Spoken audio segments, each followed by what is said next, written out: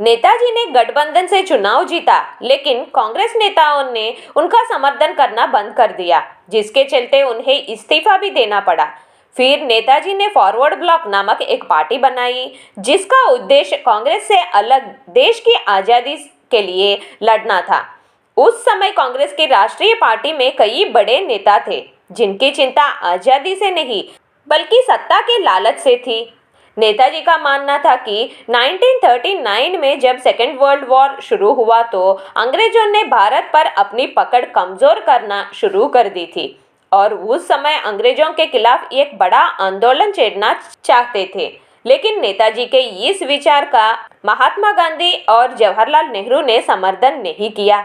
लेकिन 3 साल बाद इसी विचार से प्रभावित होकर गठबंधन ने इस पर काम करना शुरू कर दिया और महात्मा गांधी ने करो या मरो का नारा भी दिया।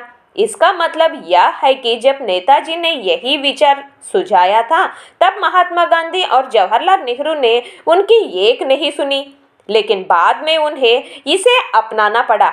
1942 में राजी होकर भारत छोड़ो आंदोलन शुरू किया और सबसे महत्वपूर्ण बात यह है कि इस विचार के लिए नेताजी को श्रेय नहीं दिया गया था।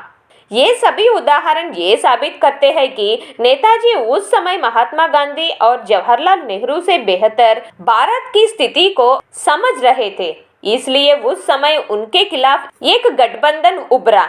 जब नेताजी ने आज़ादी से पहले 21 अक्टूबर 1943 को सिंगापुर में भारत संस्कार की स्थापना की थी, उस समय भारत में इसे क्यों खारिज कर दिया गया था? उस समय 11 देशों में नेताजी की शपथ को अपनी सहमति दी थी, जिनमें Japan, Thailand, China, Burma, Italy, Germany और फिलीपींस प्रमुख थे। 30 दिसंबर 1943 को अंडमान और निकोबार में झंडा लहराते हुए नेताजी ने कहा कि आज से द्वीप ब्रिटिश राज से मुक्त हो गया है। लेकिन नेताजी की इन उपलब्धियों को भारत में चर्चा का विषय नहीं माना था। इन घटनाओं के बाद देश की जनता ने नेताजी को अपना प्रधानमंत्री मान लिया था, यानी आप कह सकते हैं कि वह देश के पहले प्राकृतिक पीएम थे। लेकिन बाद में उनके रहस्यमय ढंग से गायब होने के बाद ये उपलब्धियां देश के इतिहास से गायब हो गई। आज यह गलती पूर्ववत हो जाए और नेताजी को वह सम्मान मिले जिसके वो हकदार थे। 18 अगस्त 1945 को यह दावा किया गया था कि सुभाष चंद्र बोस ताइवान से निकलते समय एक विमान दुर्घटना का शिकार हो गए थे।